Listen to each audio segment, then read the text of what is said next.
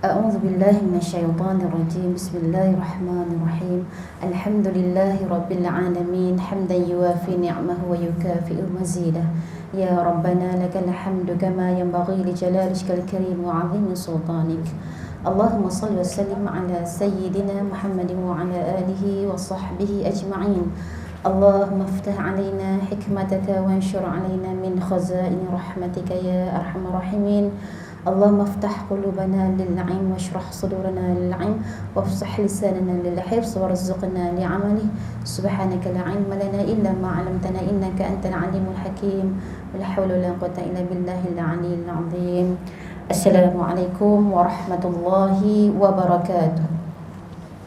Alhamdulillah, Allah mengizinkan kita setelah sekian lama kita bercuti, ya.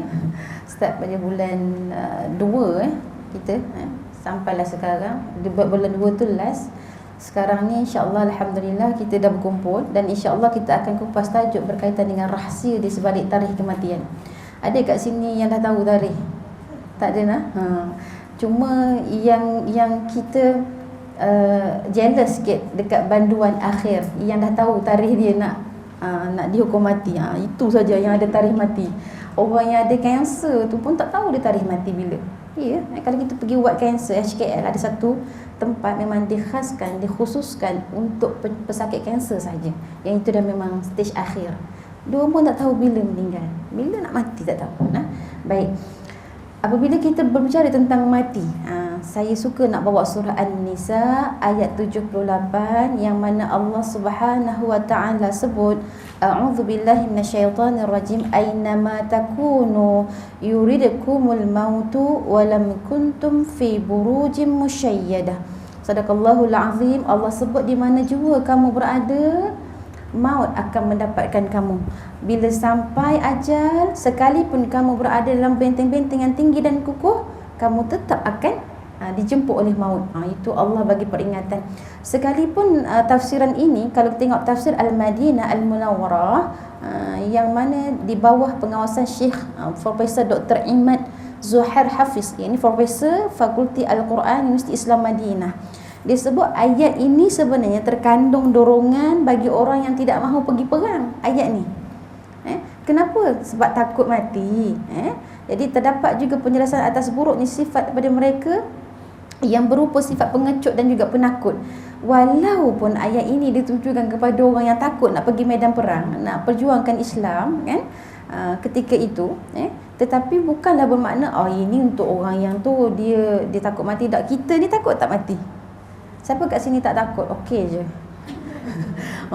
Kita tengok itu pandemik COVID-19 macam mana? Takut tak kita? Kenapa kita beria jaga duduk rumah jangan keluar? Kalau kita tak takut, kita keluar je. Sebab kita takut. Kenapa kita takut? Sebab kita tahu ni amalan sikit sangat. Betul tak? Kita ni manusia biasa, ya. Biasa akan terfikir begitu. Takut mati tu bukan apa memang takutnya. Ya Allah, tak sedia lagi ya Allah. Tak sedia. Macam orang nak exam. Tak sedialah. Tiba-tiba cikgu kata hari ni exam, saya nak bagi markah untuk dapat hadiah akhir tahun. Kita rasa apa? Cikgu tak adil. Kan? Tapi sebenarnya bila kita kata tentang mati, kita boleh kata Allah tak adil. Allah adil. Tengok kita belum habis lagi kupas. Baik, sambung. Kenapa Rasulullah sallallahu alaihi wasallam suruh kita ingat mati? Awak ingat benda lain tak boleh ke? Boleh. Ingatlah benda lain. Tak, ingat mati ni salah satu benda yang wajib kita buat tiap-tiap hari.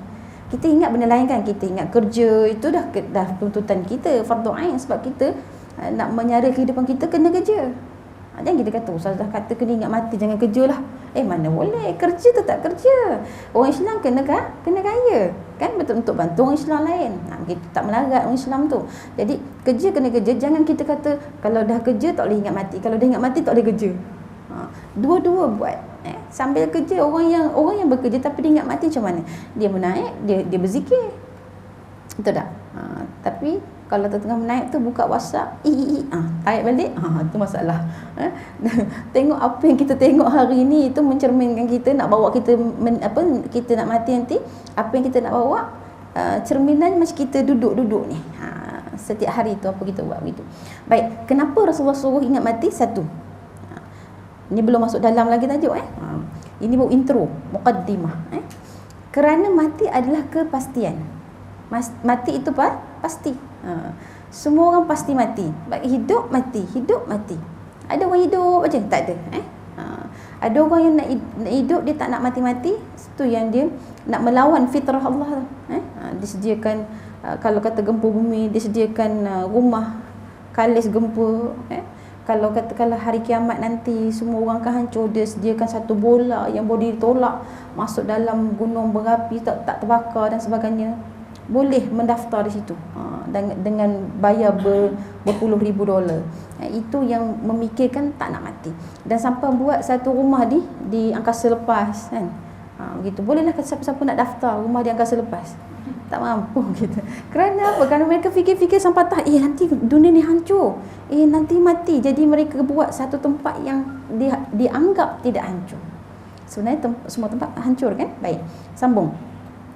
Bila sebut tentang tadi, kerana mati itu pasti, itu reason yang pertama. Dia ada 3 reason, ada 3 sebab kenapa Rasulullah suruh kita ingat mati. Satu, dia kata mati itu pasti.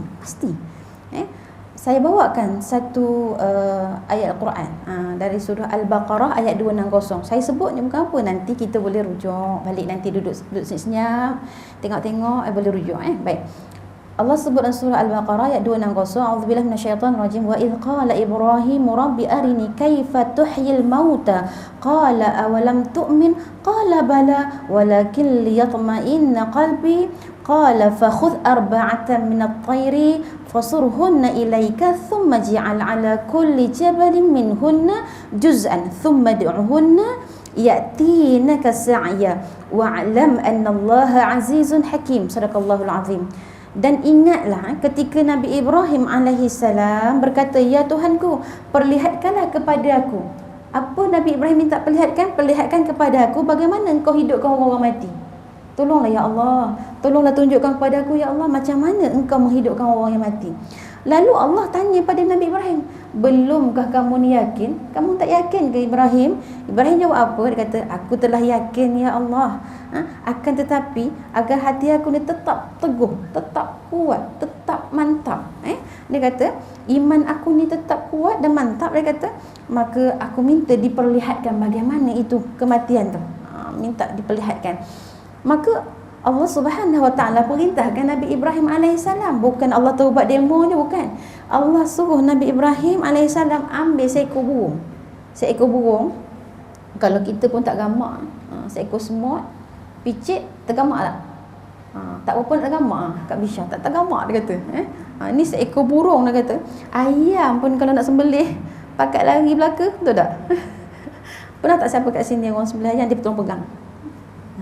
Makan boleh lah Ustazah. Dah masak ke kan, panggil kami makan. Dia kata. Baik, sambung. Dia cakap bila Allah sebut dengan Nabi Ibrahim alaihissalam, suruh ambil seekor burung, kamu belah 4, kerat 4. Jadi cincang burung tu menjadi 4 bahagian, 4 kerat, kemudian kamu cincang. Dah siap kerat 4, cincang pula. Cincang. Lalu letakkan setiap satu tadi tu 4 bahagian tadi, satu ni cincang, satu ni cincang, satu ni cincang, 4 kan. Ke atas dia kata setiap bukit. Carilah bukit. Bukit Pucung satu agaknya, Bukit Orasan satu agaknya lah. Contoh. Okey, baik. Sambung. Kemudian dia kata Allah sebut pada Nabi Ibrahim, kemudian panggillah mereka. Panggil burung dah dicincang tadi tu. Nescaya mereka akan datang kepadamu dengan segera, dan ketahuilah bahawa Allah Maha Perkasa lagi Maha Bijaksana atas kuasa Allah Subhanahu Wa Taala. Jadi apa dia punya pengajaran? Nabi Ibrahim nampak burung tu dah dimatikan kan, dia yang bunuh burung, kerat burung tu. Kemudian Allah perintahkan Nabi Ibrahim letakkan dia asing-asing bahagian. Kemudian boleh cantum datang balik kat dia. Itu tengok kematian dan juga kehidupan. Siapa yang boleh buat? Allah sahaja yang boleh buat.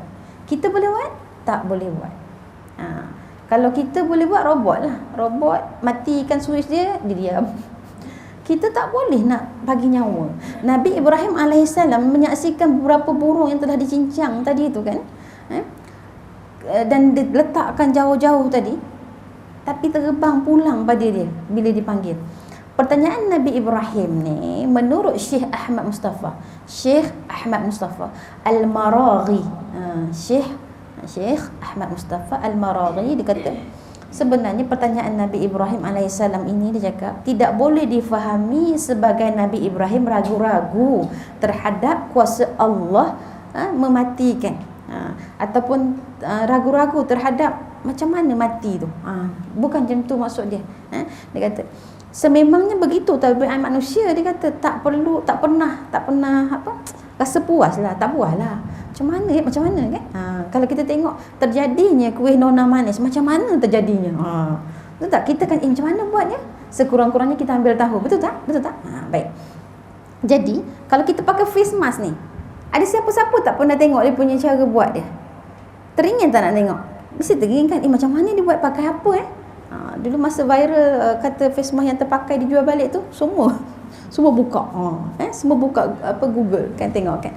Jadi sesuatu benda kita tengok tu mesti kita nak tahu dan ambil tahu. Jadi Nabi Ibrahim alaihissalam sebagai seorang manusia itu normal untuk tanya kepada Allah, tapi bukan sebab meragui bahawa kematian itu pasti berlaku, ataupun meragui benar ke tidak benar, ataupun macam mana mati tu. Dia bukan ragu yang tu, tapi dia nak mantapkan hati dia. Itu pertanyaan yang biasa sahaja. Maksudnya biasa sebagai seorang manusia yang ingin bertanya, sebab nak mematangkan diri dia, nak tambah ilmu dia, nak kuatkan hati dia. Itu maksud dia. Baik, Ibrahim sebagai Nabi ni lebih sempurna daripada kita.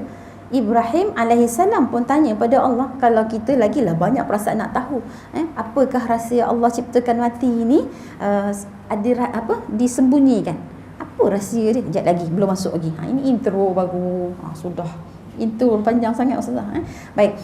Jadi kita kalau nak cerita pasal mati ni, semua orang nak tahu bagaimana mati, bila sakit ke tak sakit. Jika ditanya, ditanya perkataan tadi tu, bila sakit ke tak sakit ke, bila diu kamu, diu bersalin, kita boleh jawab.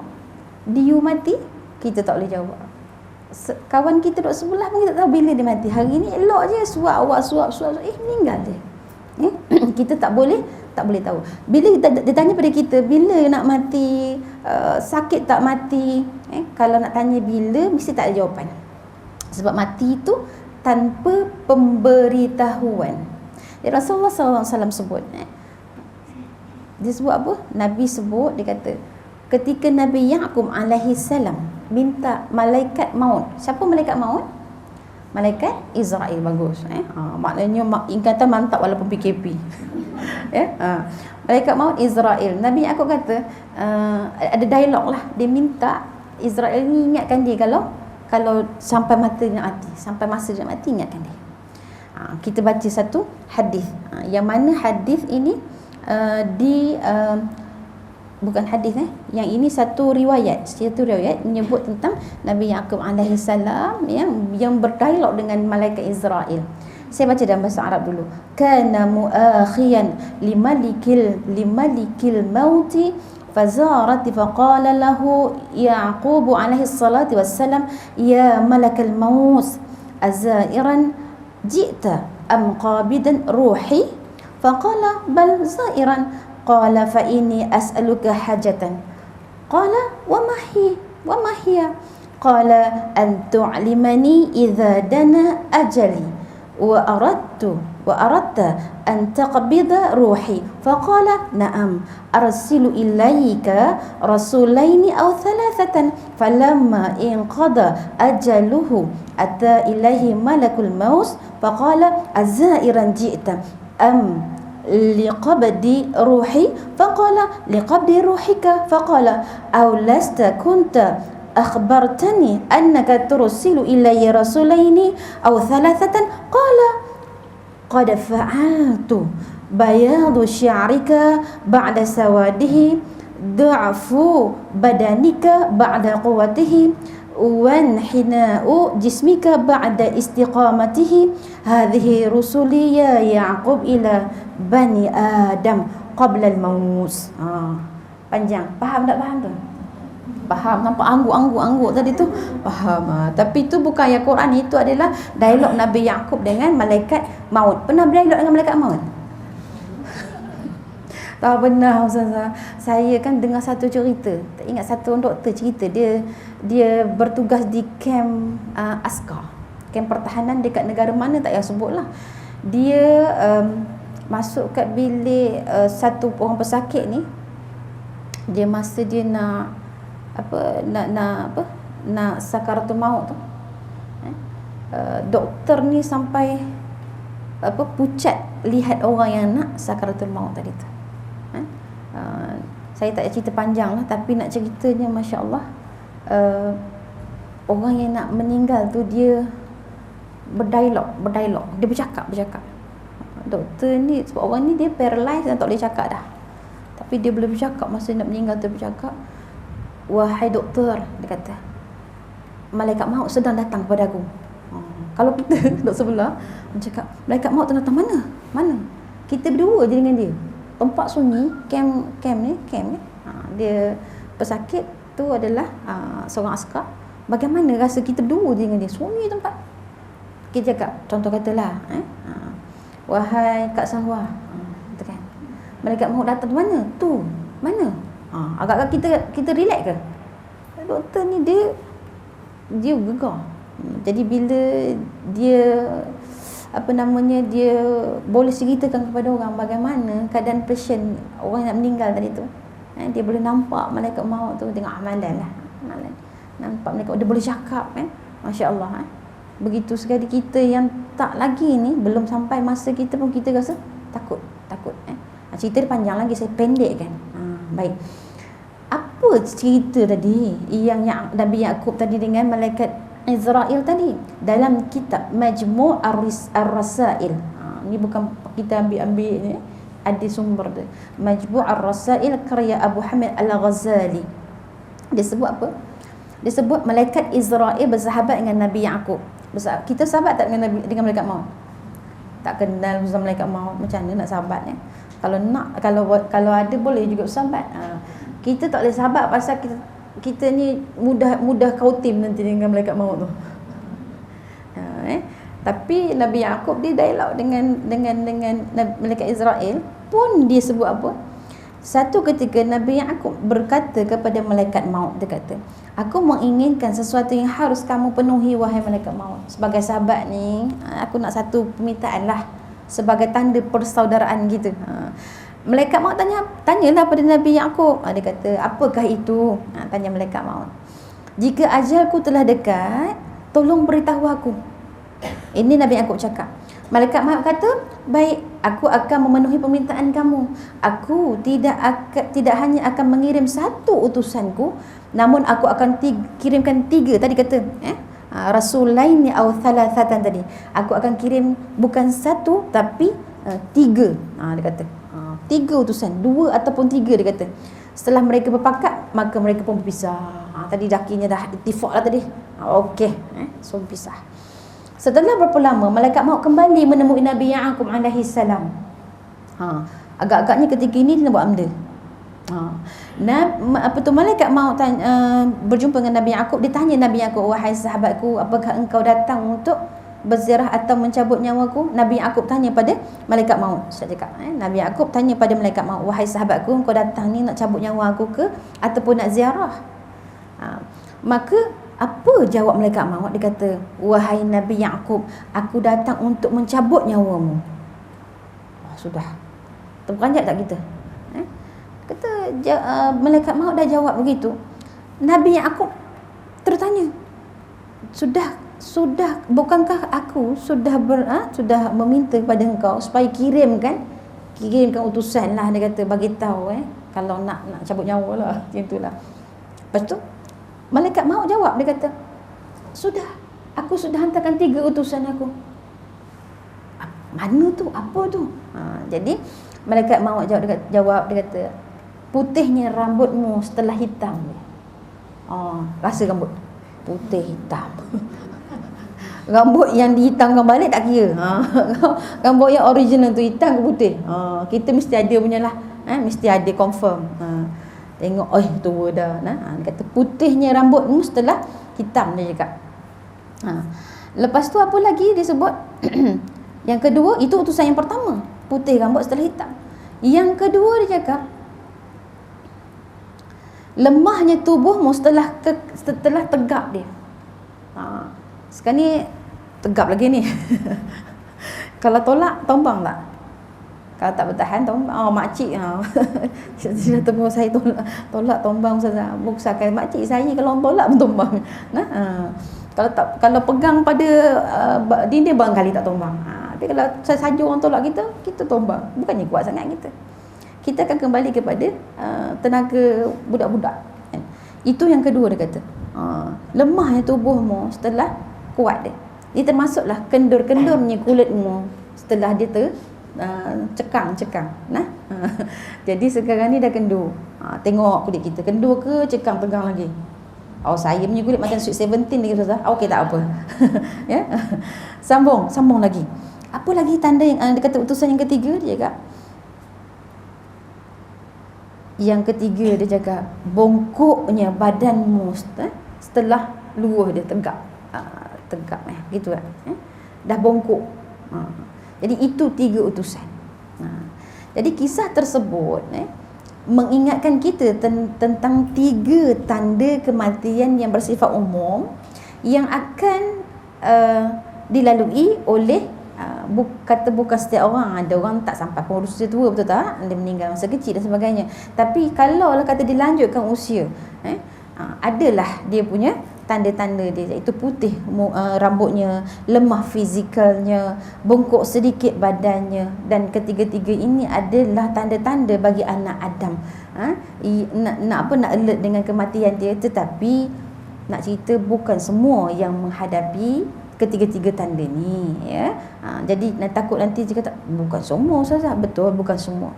Tapi kalau lah Allah izinkan kita ni lanjut usia, perhatikan ketiga-tiga tanda ini. Baik. Kematian ni pasti dan akan dialami oleh semua orang, tetapi tidak diberitahu. Ini yang kedua tadi kan, tanpa pemberitahuan. Dia tak macam road tax kereta. Mati sekian hari bulan, kita pun berhati-hati dan berjaga-jaga supaya tak mati road tax kereta. Dan bukan macam lesen memandu tamat tempoh. Bukan juga begitu. Tetapi kematian ini tanpa due date. Tak ada due date dia. Allah Subhanahu Wa Taala tahu bahawa kita ni ketika mana yang sesuai untuk diambil kita. Ketika jadikan kita sudah tuliskan bila kita mati dan sebagainya. Cuma yang boleh kita baiki ialah bagaimana kita nak mati. Tarikh mati dah ada, tapi cara nak mati tu je yang kita boleh baiki. Begitu. Tanda-tanda kematian ni perlulah kita ambil tahu dan perlu kita bersedia. Allah Subhanahu Wa Taala mengingatkan kita sebab kita ni semuanya akan mati. Kullu nafsin dha'iqatul maut dalam surah Ali Imran ayat 185. Balik boleh semak. Okey, tengok lain. Sebuah hadis Nabi sallallahu alaihi wasallam yang diriwayatkan oleh Abdullah bin Abbas radhiyallahu anhu, bahawa Rasulullah sallallahu alaihi wasallam bersabda. Kita ni sekejap je tau. Jadi kita ikut SOP tak boleh lama-lama. Saya habis dalam 9.45, lepas tu kita ada sedikit soal jawab. Lepas tu kita bersurai. Tak boleh lama-lama. Maknanya kita ada dalam masa lebih kurang 10 minit je. Okey, saya cepat-cepat. Baik. Sebuah hadis Nabi sallallahu alaihi wasallam yang diriwayatkan oleh Abdullah bin Abbas radhiyallahu anhu. Abdullah bin Abbas radhiyallahu anhu bahawa Rasulullah sallallahu alaihi wasallam. Abdullah bin Abbas radhiyallahu anhuma. Tak boleh anhu. Kenapa? Abdullah anak Abbas. Abbas sahabat Nabi. Bapa saudara Nabi tapi sahabatlah. Abdullah anak pada Abbas sahabat Nabi. Maknanya dua-dua sahabat Nabi anhuma. Kalau jumpa nak baca anhuma. Abdullah bin Abbas radhiyallahu anhuma kata bahawa Rasulullah sallallahu alaihi wasallam bersabda, yang maksudnya bahawa malaikat maut memerhati wajah setiap manusia di muka bumi ini 70 kali dalam sehari. Pernah tahu tak? Malaikat maut dia perhatikan wajah manusia kat muka bumi ni satu hari 70 kali. Kita termasuk tak? Termasuklah. Satu hari 70 kali. Ketika malaikat Israel datang merenung wajah seseorang, malaikat maut tadi malaikat Israel lah, ya. Bila dia datang merenung wajah seseorang, didapati orang itu ada yang sedang solat. Ada yang sedang duduk dengan kuliah. Ada juga yang sedang gelak-gelak.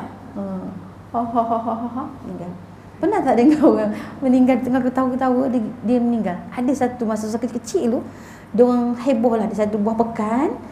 Satu orang hamba Allah ni dia minum kopi. Kopinya baru minum 2 teguk je macam tu, letak atas meja, lepas tu dia ketawa. Ketawa lah, kawan-kawan buat lawak. Ketawa, dia rebah. Kawan-kawan ingat dia buat lawak. Kawan-kawan dia ingat dia buat lawak rebah diri tu. Rupanya meninggal. Senang kan?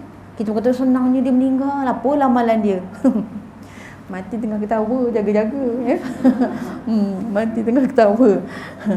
Baik, gelak ketawa dia kata. Jadi malaikat Israel ni dia kata, alangkah hairannya aku melihat manusia ni, sedangkan aku ini diutuskan oleh Allah untuk mencabut nyawa mereka ni. Dia kata, aku hairan tengok dia sebab mereka ni masih lagi boleh ketawa terbahak-bahak. Kita ni ketawa juga tapi tak adalah teruk sangat, berguling-guling. Ketawa berguling tau. Ketawa sampai guling kot dekatnya. Ketawa sikit boleh, ketawa boleh, senyum lagi bagus. Kan tabassam li wajhi akhika kas-sadaqah. Kita senyum ni sedekah kepada saudara kita. Jumpa orang senyum, mana tahu dia ada masalah, kita tengok kita senyum, Allah Anis ni senyum dia terubat rasa hati. Kan itu sebab sedekah kepada saudara kita, kena senyum. Ketawa ni jangan kita jumpa orang ni ketawa, jumpa orang tu ketawa. Masalah tu. Ada? Tak ada. Orang kat sini tak ada buat. Pelik tu Ustazah, kambing tak buat Ustazah ni, bermandai je. Baik. Manusia tidak sedar bahawa dirinya sentiasa diperhatikan oleh malaikat maut, kecuali orang-orang soleh yang sentiasa mengingati mati. InsyaAllah mudah-mudahan kita semua dalam golongan orang-orang yang soleh, yang kita memang buat berpada-pada lah kan. Bukan tak boleh ketawa, jangan salah faham Ini kan balik-balik kan pakai wasam ni muka. Dah lah heran anak-anak tanya, pasal apa mak? Tadi balik dari kuliah terus ni masam muka dah. Boleh ketawa. Janganlah kita rasa kita ni tak boleh ketawa langsung. Boleh ketawa tapi yang lalai sangat, ketawa je. Buka pula segmen mari ketawa. Ada orang dia bayar, tak silap ni ada tak payah sebut kat mana lah. Dia dibayar sekian-sekian amount untuk dia buat orang ketawa dalam tempoh 4 jam. 4 jam tu segmen tu dia minta buat orang ketawa je. Tak payah sebut kat mana lah. Cari pula kat mana Ustaz. Ya. 4 jam nak buat orang ketawa senang ke? Lala dia sendiri tak ada modal. Ya. Baik. Disebut bahawa golongan ini, golongan yang soleh ini, insya-Allah mudah-mudahan kita doa kita dalam golongan tu tak lalai akan kehadiran malaikat. Kita kan selalu ingat, ya Allah takutnya. Itu maknanya kita ingat tu. Alhamdulillah tu kita ingat tu. Sebab orang Islam jarang tak ingat mati. Jarang sangat orang Islam, jarang tak. Yang kita cerita ni mungkinlah orang tak Islam. Kan? Sebab dia tak tahu. Kan? Jadi dia buat ikut apa dia sukalah. Begitu.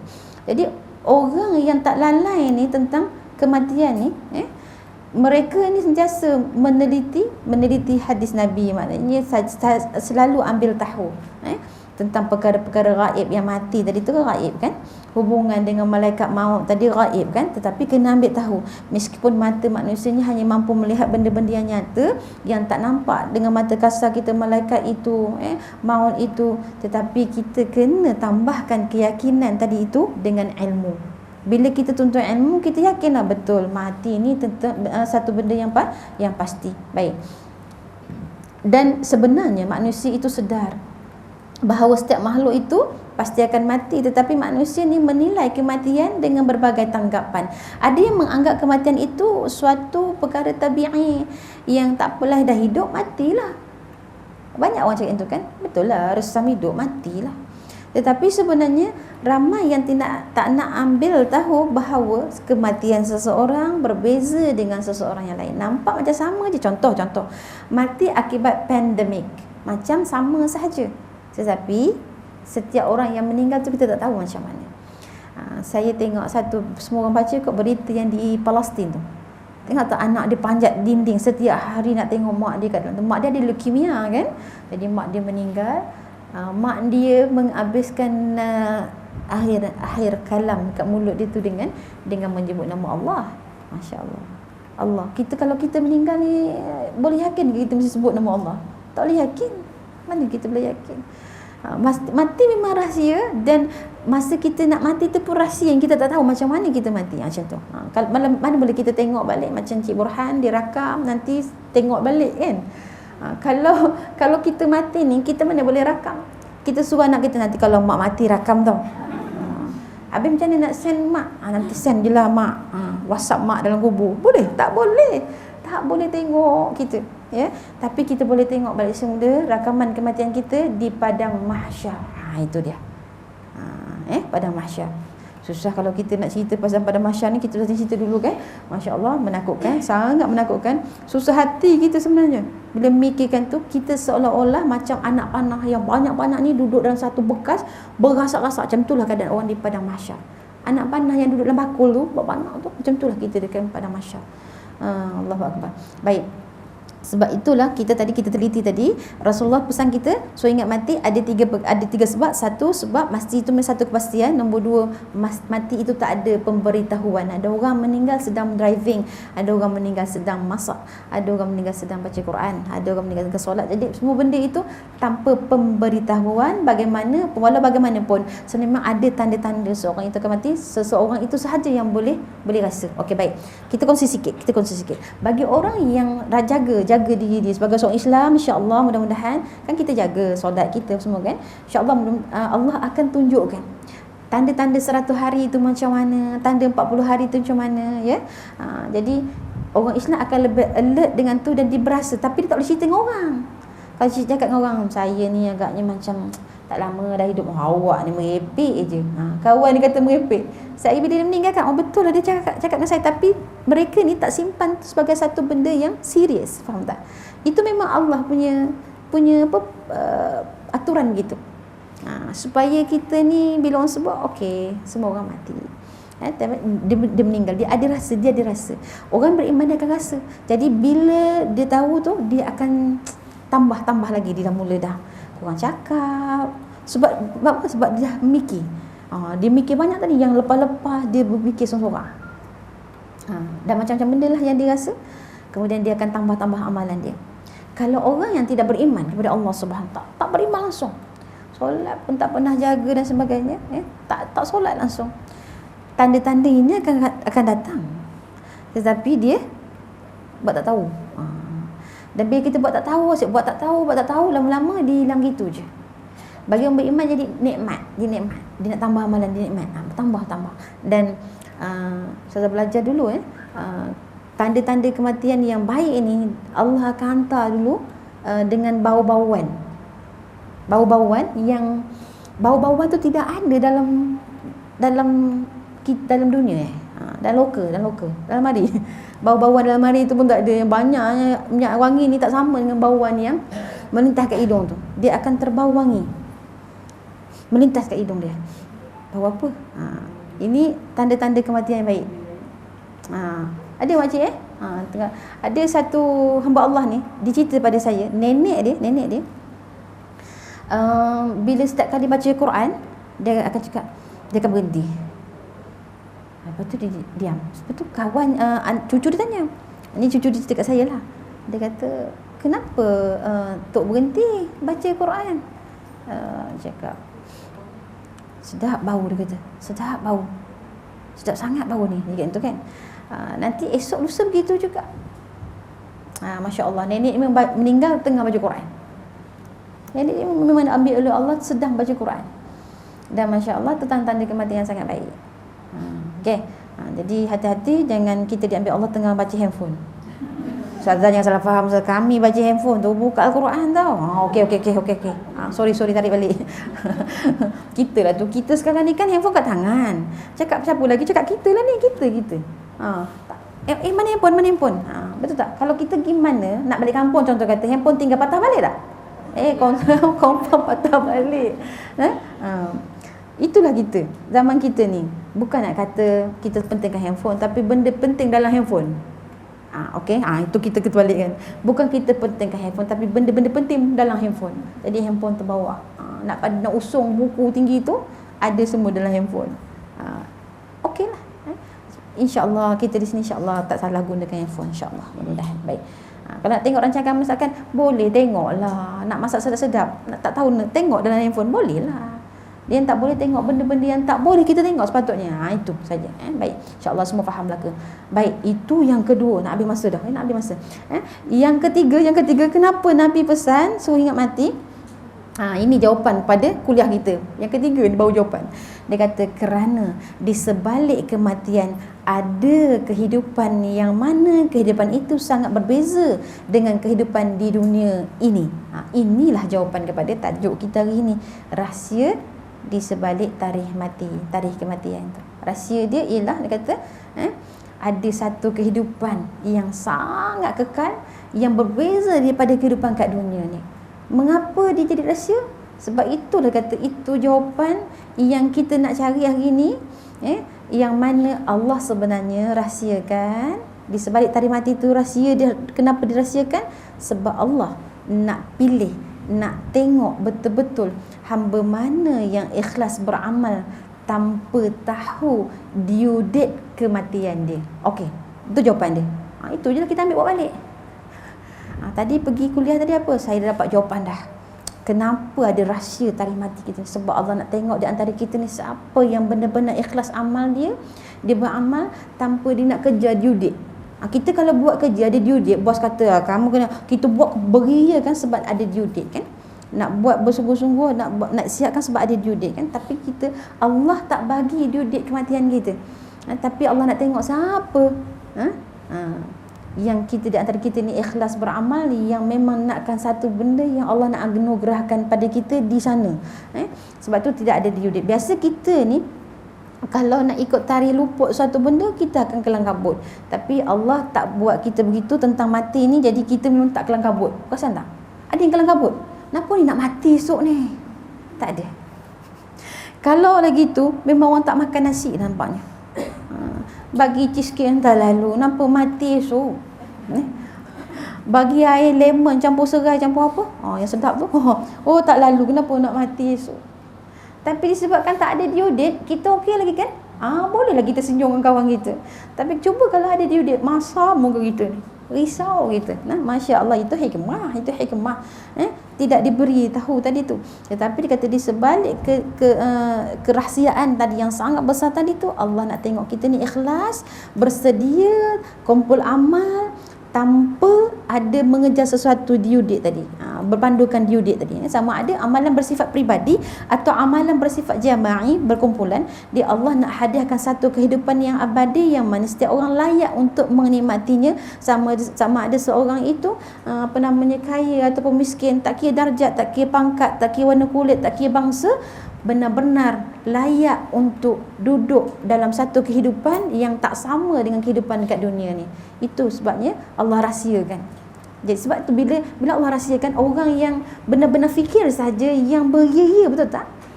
Bukan Allah buat selektif mengikut pangkat tadi tu.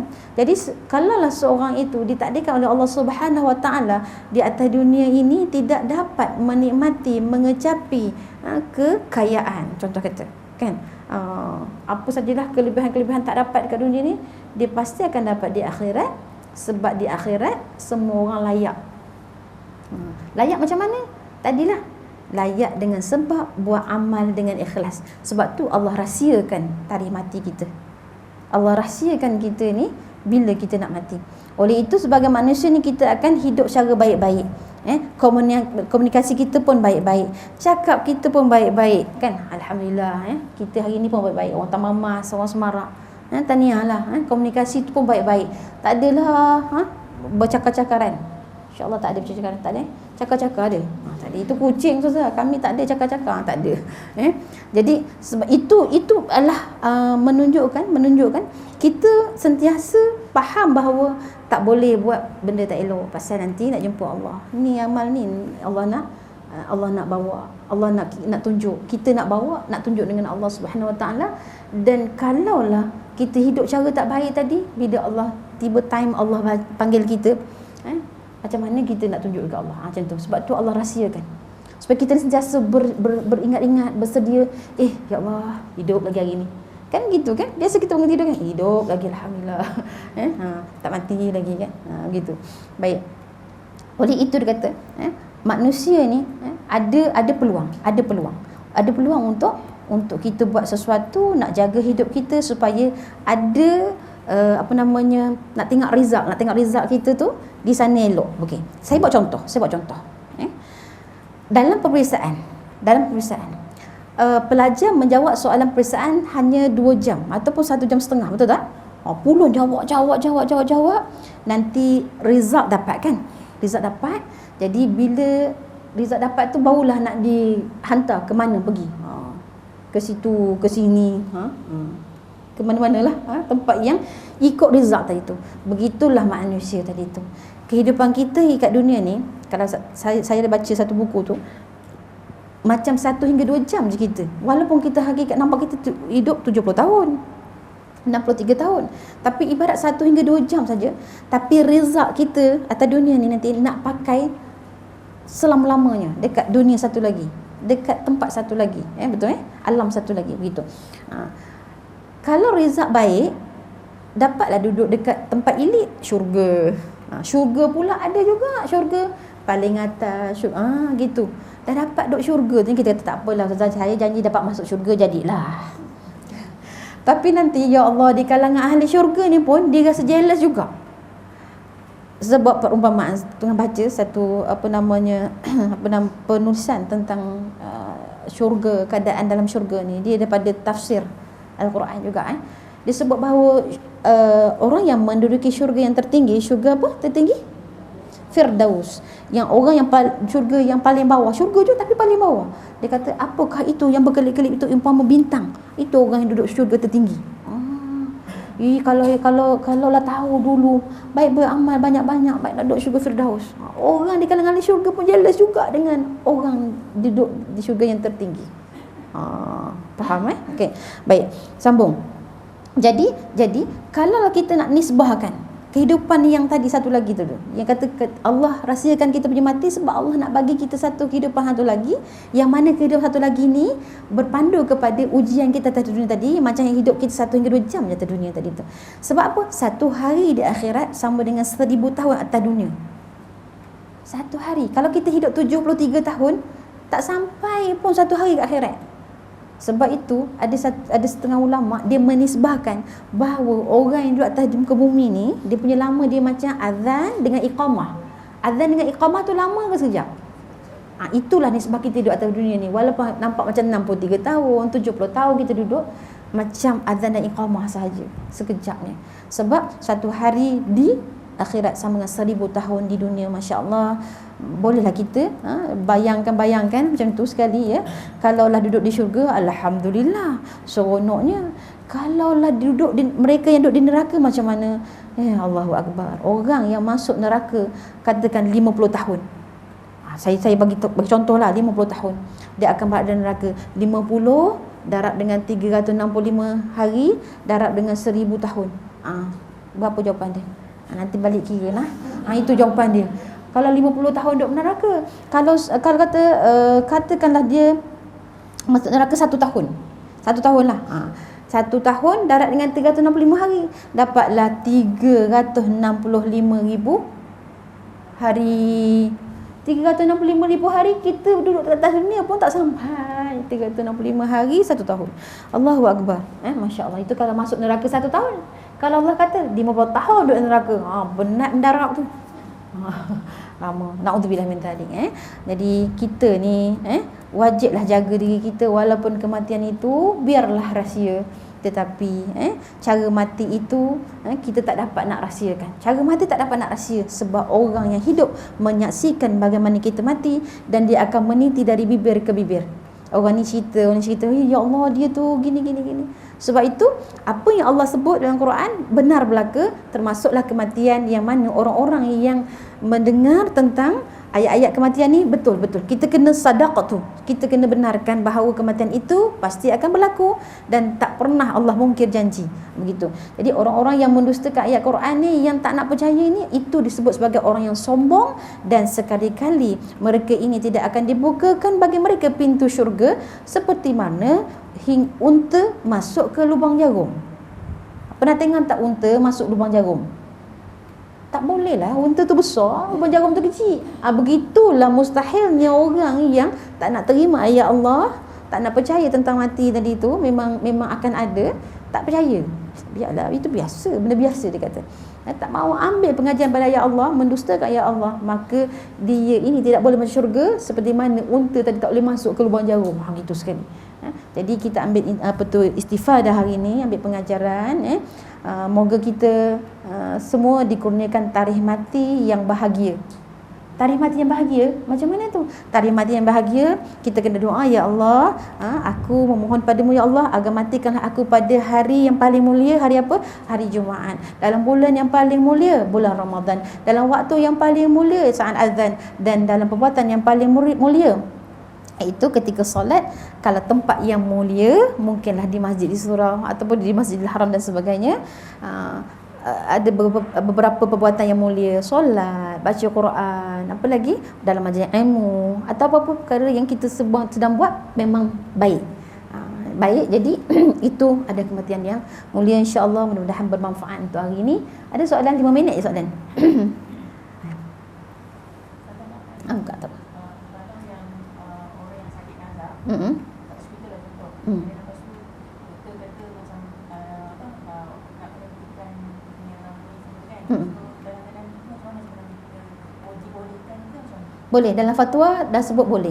Soalannya ialah, kalau ada ahli keluarga kita yang nazak di hospital, tapi dia bertahan tu sebab alat-alat tadi, bantuan pernafasan, mesin, sambung hayat, apa benda tu kan. Jadi doktor kata dia ni tak boleh dah ni nak bernafas sendiri apa semua ni, dia hanya pakai mesin je, ya. Dia minta kita ni ahli keluarga untuk decide nak cabut ke tidak. Dalam fatwa kata dibolehkan, itu tidak termasuk membunuh. Boleh buka fatwa JAKIM dan juga JAIS, boleh buka. Okey, itu bab mesin, mati juga, kan. Kita tetapkan dia, jangan buka dulu, tunggu hari Jumaat baru buka. Ada, saya baru dengar itu. Dia cakap, jangan buka dulu anak, dia kata, kita tunggu hari Jumaat. Jadi mereka ni pun tunggu hari Jumaat nak buka. Dia pun dah decide dengan doktor, okey doktor hari ni buka. Tiba-tiba, bukan dibangun semula, bukan. Kakak kepada ayah dia ni, adik-beradik ayah dia ni kata, tak, jangan buka dulu. Jangan buka, tunggu kita orang datang. Hari Sabtu baru buka, tak dapat juga hari Jumaat tadi. Ya. Tu cerita selingan, tapi betul, cerita benar tu. Masa dalam tempoh PKP itu. Okey. Ada soalan lain? Habis dah? InsyaAllah, mudah-mudahan semuanya beroleh manfaat, walaupun tak dapat banyak hari ni. Kita bincangkan sedikit saja, ya. Dan kalau ada kemusykilan, insyaAllah tak ada masalah, boleh je telefon Ustazah ataupun WhatsApp, tak ada masalah. Terima kasih kepada pihak JK Surau yang betul-betul lumus untuk menjayakan kuliah kita dalam keadaan SOP dan pergerakan yang terbatas ni. Dan terima kasih dan tahniah kepada mereka yang terpilih. Bukan saya yang pilih, Allah yang pilih. Kita daftar nama, jangan anggap kita yang pilih, ya. Tapi daftar nama tu yang dapat datang hari ni, itulah Allah yang pilih. Berapa ramai yang WhatsApp saya pukul 6 pagi tadi, pukul 6 lebih tadi, tak dapat datang, dia yang demam dan sebagainya. Maka yang terpilih datang hari ni, Allah yang pilih, bukan saya yang pilih, bukan AJK yang pilih. Masya Allah, tahniah ala kulli hal. InsyaAllah kita akhiri dengan bacaan doa. A'udzubillahi minasyaitanirrajim. Bismillahirrahmanirrahim. Allahumma inna nastaudi'uka ma'alimna farudduhu ilaina inda hajatana ilahi. Allahumma rabbana hab lana minas salihin wal faizin. Allahumma innaka ta'lamu anna hadhihi al-qulub qad ijtama'at ala mahabbatik wal taqas ala ta'atik wa tawahhadas ala da'watik wa ta'ahadas ala nusrati syari'atik. Fawaththik Allahumma rabitataha wa adim muddaha wahdiha subulaha wamla'aha binurika alladhi la yakhbu washrah suduraha bifayadil imani bik wa jamili tawakkul alaika wa hibbi ma'rifatik wa amisha ala syahadati fi sabilik innaka ni'mal maula wa ni'man nasir. Ya Allah, ya Tuhan kami, jadilah kami di kalangan orang-orang yang beriman, ya Allah. Ya Allah, ya Tuhan kami memohon agar dimatikan kami dalam sebaik-baik kematian, ya Allah, dalam kematian yang sangat bahagia, ya Allah. Ya Allah, ya Tuhan kami, janganlah Engkau jadikan dunia lebih besar pada akhirat kami, ya Allah. Ya Allah, ya Tuhan kami, janganlah Engkau jadikan dunia itu sebagai matlamat kami, ya Allah. Ya Allah, ya Tuhan kami, peliharilah diri kami, ya Allah. Peliharilah perbuatan kami, ya Allah. Sesungguhnya, ya Allah, kami tidak tidak dapat menjaga perbuatan kami ya Allah walau sesaat ya Allah tanpa bantuan darimu ya Allah. Peliharalah kami ya Allah ya Rahman ya Rahim. Rabbana atina fid dunya hasanah wa fil akhirati hasanah wa qina adzaban nar wa qina adzabal qabr wa qina adzabal mahsyar. Wa sallallahu ala Muhammad wa ala alihi wa sahbihi wa baraka wasallam. Walhamdulillahi rabbil alamin. أقول قولي هذا وأستغفر الله لي ولكم والسلام عليكم ورحمة الله وبركاته.